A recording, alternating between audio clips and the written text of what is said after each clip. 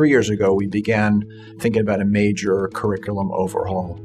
We realized that the physician of the future is very different than what we have now. We're not exactly sure where that's going, but we knew that we had to have the flexibility to train physicians to be able to think, to be able to go beyond what we currently train them to do.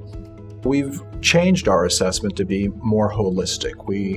We are constantly assessing with quizzes, with high-stakes assessments with multiple-choice questions, with peer assessment.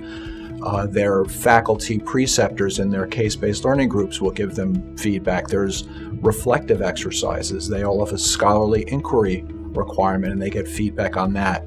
So there's a wide variety of sources that we're using for assessment to give a better sense of how they're doing and whether or not they've accomplished their goals and ours.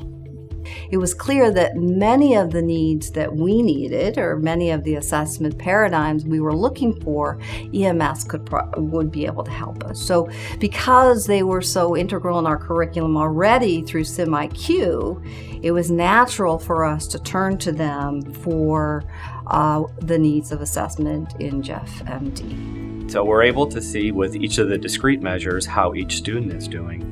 And because we can track the cohort as it's moving through, we're able to find out quickly if we're missing a part of the curriculum that we thought we were teaching or we thought something was happening at a certain time. If as a cohort the students are performing less, then we know where to go back and make the program more robust or emphasize that teaching more. A new paradigm was created to analyze performance data based on SKMC competencies, AAMC competencies, EPAs, and ACGME competencies. All the assessment data is mapped within the system, including types of assessment, curricular threads, and body system.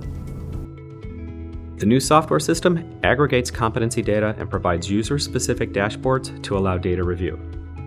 There are 3 unique views of performance. First, students can track their performance history on specific competencies over time, on specific events, and compare their performance. The student advisor and faculty are able to monitor performance of the students assigned to them and receive alert flags for students that perform below expectation for a quick follow-up. Finally, the academic affairs users can view all students as a cohort, permitting comparison of cohort performance across courses and advisors to provide strategic planning and continuous quality improvement. With the new tool, we'll take advantage of its machine learning capabilities to automate the mapping process, so as our curriculum continues to expand, we'll be able to predict and identify learning gaps. While the students are the heart of everything we do, that's why we're here. And I think it's all well and good to deal with educational theory of how we teach and how students learn in their generation, but ultimately the students want to know if they're being successful and they want their accomplishments to be represented accurately.